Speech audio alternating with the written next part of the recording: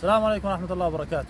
اخواننا الأكارم، يرجى الاشتراك وتفعيل زر الجرس ووضع الإعجاب لكي ينتشر المقطع إن شاء الله ويصل إلى أكبر قدر ممكن من الناس. إن شاء الله نذكر وصفات كثيرة جدا وتنتفع منها الناس بإذن الله. اليوم إن شاء الله سنعطيكم وصفة مجربة ومعتمدة عندنا وسر من أسرار علاجاتنا اللي صرنا نظهرها للناس بعد ما رأينا النتائج فيها، اللي هي علاج السعال الجاف والرطب عند الأطفال بشكل خصوص، لأنه عالجنا فيها كثير من الأطفال.